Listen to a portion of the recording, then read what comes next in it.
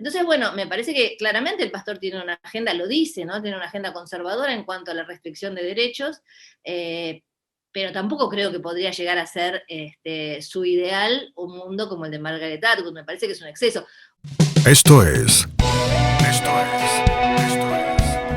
La Inquietud con Garrett Edwards. El lugar donde hay más preguntas que certezas.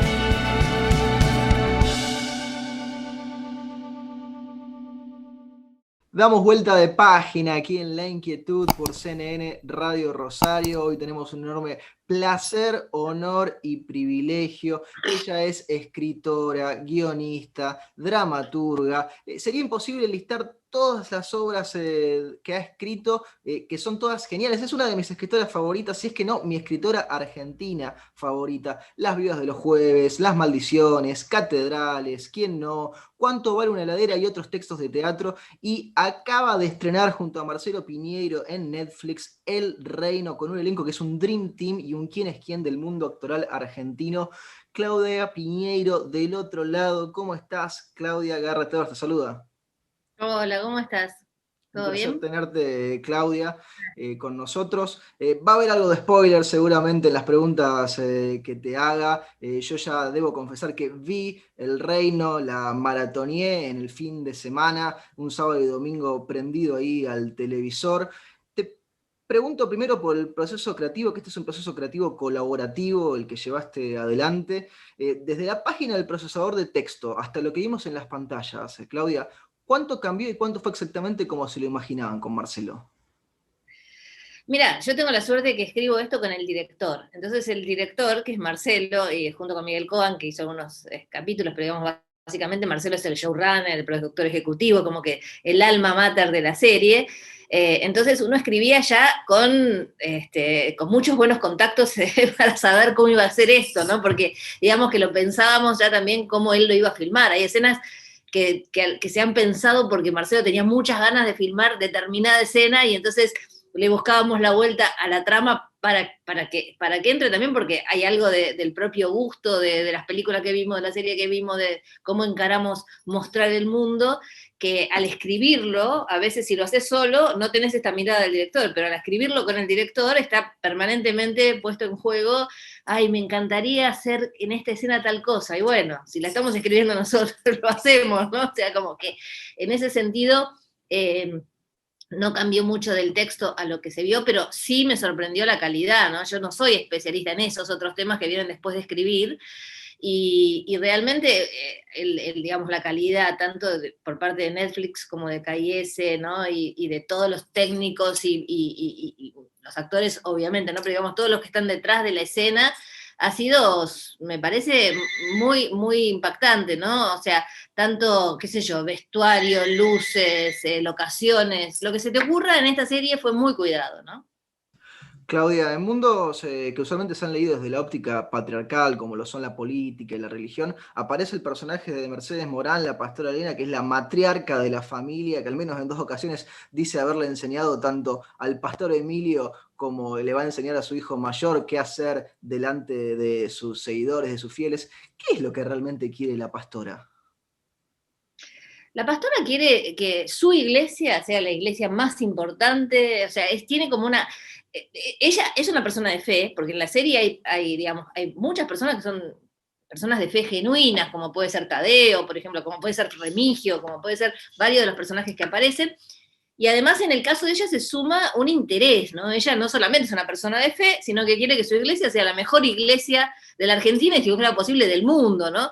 Y entonces tiene que ir armando todo para que esto sea así. Incluso fíjate que toma, digamos, tiene un rol muy preponderante, como decís vos, es la matriarca y todo lo demás, pero a su vez es un personaje que esos lugares los reserva para el hombre, ¿no? O sea, ella es la que entrena al pastor, entrenó al pastor en el pasado y también entrenará a quien suceda al pastor, pero no se pone ella necesariamente en ese lugar, que podría ejercerlo perfectamente, porque la vemos ejercerlo, pero si hay que elegir a quién lleve adelante la iglesia, pone a un varón, ¿no? Entonces está esta contradicción también, ¿no? Entre ser quien maneja todo, pero a su vez siempre reservarle ese lugar al varón. Me parece que todas esas cosas están dentro de este personaje, por eso es un personaje tan rico que Mercedes además le agregó muchas cosas de su propia impronta, ¿no? O sea, me parece que acá también tuvimos la suerte de que los personajes crecieron gracias a la actuación de actores y actrices extraordinarios, ¿no? Hablabas recién, Claudia, de las personas de fe genuina dentro de la serie. Voy a generalizar, que no está bien, pero sirve a los fines de la pregunta, porque en el reino siento que están los personajes que creen, los que no creen, los que no sabemos en qué creen, los que creen en cosas distintas, los que están buscando en qué creer, los que dejaron de creer, los que nunca creyeron. Y en la serie pasan cosas que no parecen tener explicación lógica o que podrían tenerla si uno desafía la navaja de Occam. ¿Siempre fue la idea, Claudia, que el espectador elija por sí mismo en qué creer cuando ve el reino?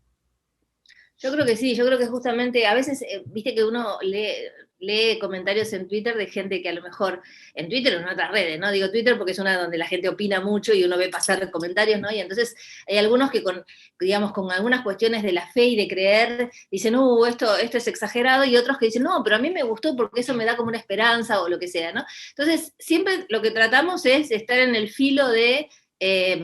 hay un espectador que va a ver esta escena y va a decir, yo creo, y va a haber otro espectador que va a decir, no, yo no creo nada de todo esto, y es válido, porque también los personajes, vos fíjate que en algún momento el personaje del Chino Darín, que es Julio, le dice a Tadeo, vos no me vas a decir que crees en eso, por favor, ¿no? Que es lo mismo que a lo mejor se está planteando un espectador en su casa.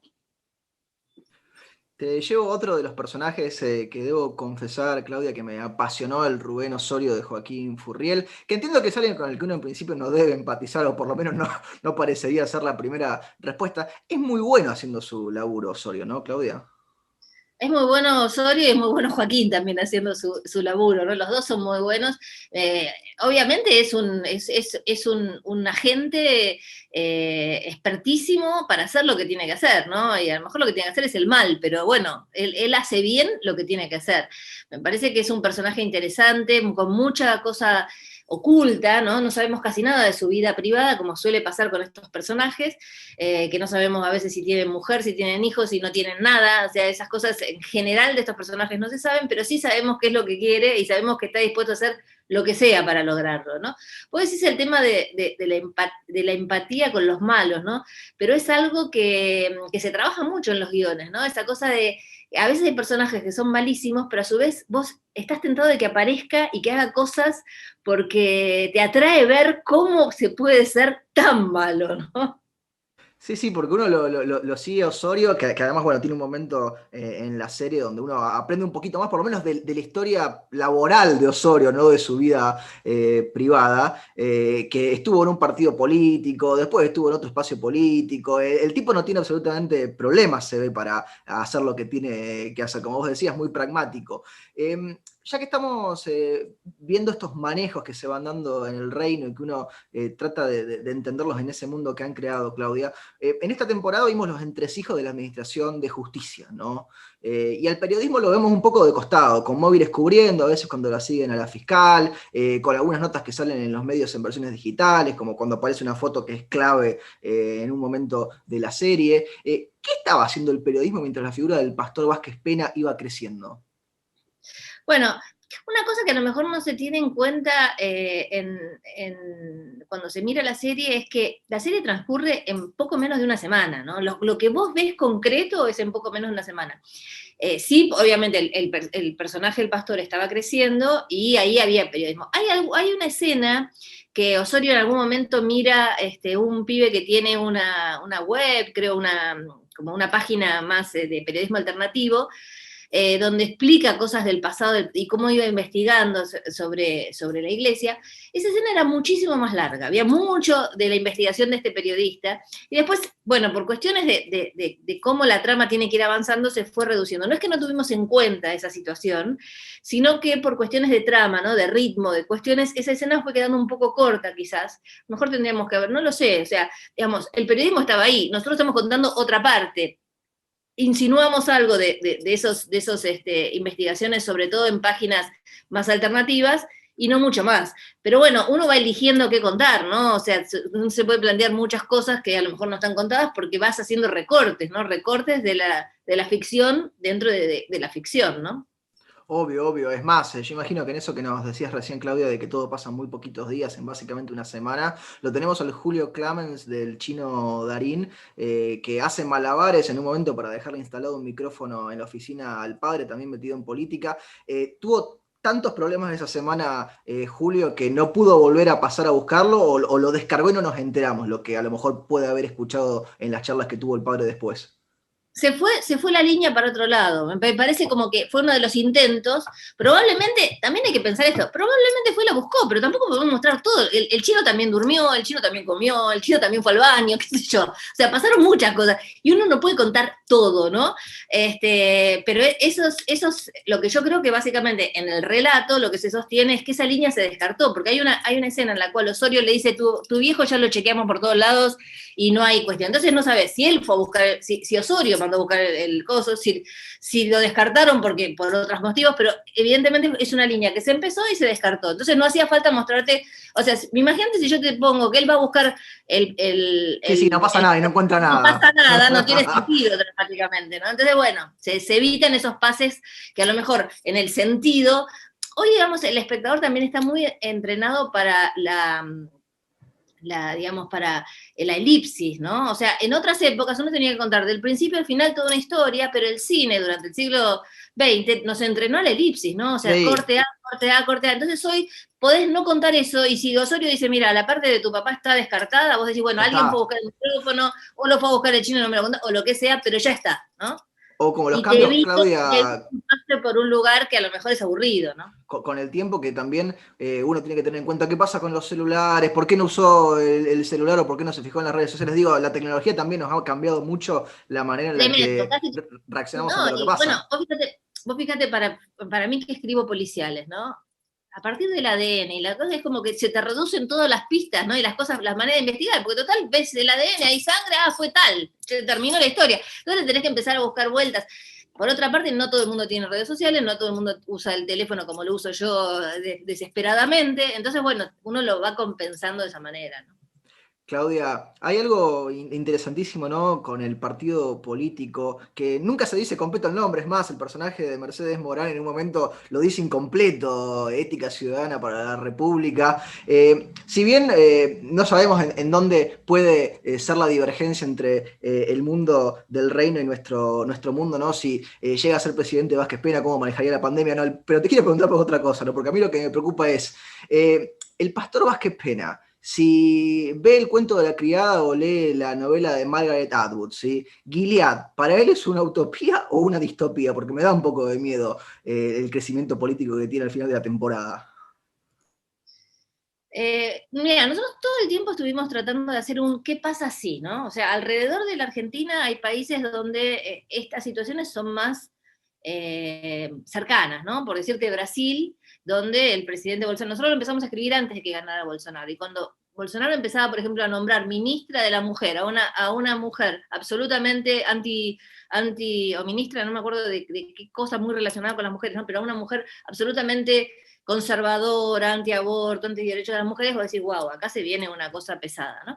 Entonces, bueno, si vienen, o cuando la ves a Yáñez en Bolivia entrando con la Biblia en la mano, o al presidente de Salvador con los militares y la Biblia en la mano, decís, wow. Nosotros pensamos, en la Argentina esto todavía no está así, no, esperemos que no sea así, pero hay algo para mostrar de qué pasaría si, ¿no? ¿Qué pasaría si? Y en ese sentido, me parece que el pastor tiene una agenda pesada en cuanto a la restricción de derechos, sobre todo los derechos que tienen que ver con la sexualidad de las personas, que parece que a algunos miembros de algunas iglesias le preocupan mucho, no solamente la evangélica, también hemos visto cómo la iglesia católica se ha querido meter en derechos que tienen que ver con la sexualidad de las personas, y no solo el aborto, también el divorcio, el matrimonio igualitario, digamos, la patria potestad, muchas cosas relacionadas con esos temas los afectan tremendamente, y entonces intervienen en el debate público, y a veces intervienen en los estados tratando de que esas leyes no se concreten. Entonces, bueno, me parece que claramente el pastor tiene una agenda, lo dice, ¿no? Tiene una agenda conservadora en cuanto a la restricción de derechos, pero tampoco creo que podría llegar a ser su ideal un mundo como el de Margaret Atwood. Me parece que es un exceso. Hoy, digamos, en estos días uno ve lo que pasa en Afganistán y decís, bueno, qué sé yo, el como sí, qué pasaría si, en algunos países es, bueno, sí, está pasando, ¿no? ¿Qué pasaría si? Y está pasando. Nosotros nos sentimos lejos de esa situación, creemos que el pastor es sumamente conservador con su agenda, pero no llega a ese extremo, ¿no? Claudia, aprovechamos que te tenemos, te hacemos 2 preguntas más y no te robamos más tiempo de tu jornada. Publicaste este año Cuánto vale una heladera y otros textos de teatro. Hace poquito en una entrevista contabas que el teatro es un texto vivo que no se termina de completar nunca. A mí también me apasiona como espectador el teatro, siempre pienso en lo efímero, que uno parece acordarse por años de obras que vio una sola vez, por lo irrepetible que se daba cuenta en ese momento de lo que estaba viviendo. Y vos hablás del texto vivo y siempre ha habido posturas extremas con respecto a esto del teatro. Recuerdo, por ejemplo, a Samuel Beckett, que no dejaba que Esperando a Godot en vida se protagonizara por hombres. ¿Para vos el teatro es algo vivo, cambiante y que va más allá de lo que el autor o la autora dejaron por escrito? Sí, yo creo que sí. Bueno, cada autor sabe por qué en su momento, habría que ver en su momento por qué decía Beckett eso. También hay cuestiones políticas con respecto a decidir ciertas cosas. Yo también hay algunas cosas que digo, esto no quiero que lo cambien, y si lo quieren cambiar, digamos, he tenido algún comentario sobre alguna cosa que alguien te dice, bueno, quisiera cambiar esto. Concretamente, por ejemplo, Verona es una obra mía en que una mujer finge que el marido le pegue, pero el marido no le pega. Entonces alguna persona que la quiere representar ahora, y sobre todo yo que soy digamos, de un lugar muy del feminismo, te dicen, ay, pero eso el público lo puede tomar mal. Bueno, sí, lo puede tomar mal, pero esto es una ficción en la cual puede haber una mujer que haga eso. O sea, no quiere decir, o sea, yo no estoy haciendo una clase de educación sexual integral con mi obra de teatro, estoy contando una familia en la cual hay una mujer que para separarse de su marido finge esta situación, y es una comedia, y es para reírse, y no pasa nada grave. Sin embargo, hay alguien que a lo mejor dice, no, esto hay que cambiarlo. Bueno, y en ese punto yo también me pongo estricta y digo, no hay que cambiarlo porque es la historia de esta mujer que sí es capaz de hacer esto, porque hay mujeres que están absolutamente, digamos, convencidas de que esto es válido, y eso, bueno, es este personaje, ¿no? Como eso hay otros casos. Pero más allá de esas cuestiones muy puntuales que tienen que ver con la ideología, que tienen que ver con lo político, con la posición que uno tiene con respecto a determinados temas, en el resto son textos totalmente libres, en los cuales, como pasó con el guión del Reino, ¿no? Los actores están para sumar valor agregado, el director está para sumar valor agregado a ese texto, y se van transformando, ¿no? Claudia, te hacemos la última pregunta, se la hacemos absolutamente a todos nuestros entrevistados y entrevistadas. El programa se llama La Inquietud, es un juego de palabras. ¿Qué inquieta a Claudia Piñeiro? Bueno, hoy que me inquieta que se termine la pandemia, ¿no? No sé en todo este tiempo a los que le preguntaste, porque seguramente tenemos otras inquietudes, pero hoy creo que la inquietud para todos es ver el fin de esto que nos ha llevado tanto trabajo, tantos cuidados, tantas esperanzas puestas en la ciencia, en las vacunas, ¿no? En ese lugar por donde va a venir el fin y que se termine esa inquietud, ¿no? Que todavía persiste, lamentablemente. Claudia, te agradecemos muchísimo este tiempo y estos minutos que te has tomado para charlar con nosotros y con nuestra audiencia. Muchas gracias a vos y hasta la próxima. Teníamos a Claudia Piñeiro aquí en La Inquietud por CNN Radio Rosario. Vayan a ver El Reino a Netflix ya junto a Marcelo Piñeiro. Esto fue La Inquietud con Garrett Edwards. Síguenos en redes sociales y en www.edwards.com.ar.